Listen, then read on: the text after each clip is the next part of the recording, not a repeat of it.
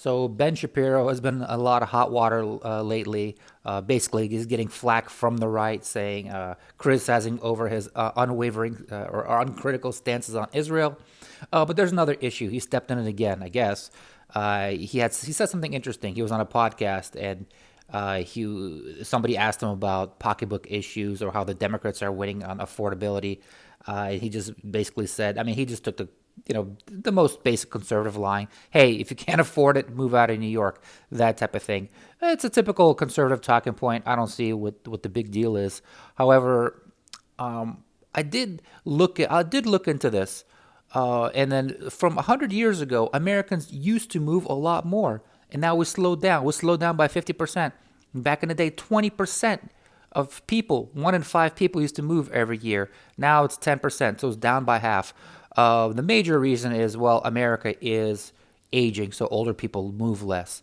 But there's another thing. Another obvious thing you have is the lock-in effect with the mortgages. A lot of people got cheap mortgages, and it doesn't make sense to move. You have the rise of remote work, where a lot more people are able just to stay put and work remotely. But one of the other things I think is a big issue is people used to move to for jobs to increase their salary, right? To make more money. They would like live from a small little town or whatever, move to the city. However, here's the thing: the bigger problem now is these cities are too expensive to move to. So even if you can move to a bigger city and make more money, all that you won't. You're not going to get a stand like a. You're not going to make more money. All that money is going to go to paying rent, and that's the thing. That's the crux of the issue. However, if the government is actively doing things that make the prices more expensive, then yeah, I think you can complain about that. Rent control specifically, I mean, that takes so many rental units off the market.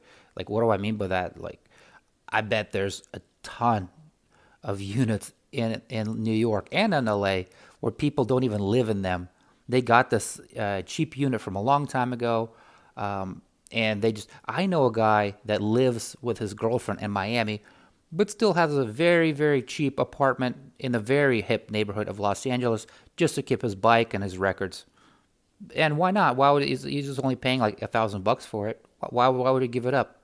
That's that's the mentality, right? So you have an extreme. It's like if you got a rent control unit from back in the day, that's almost buying the like a piece of the building.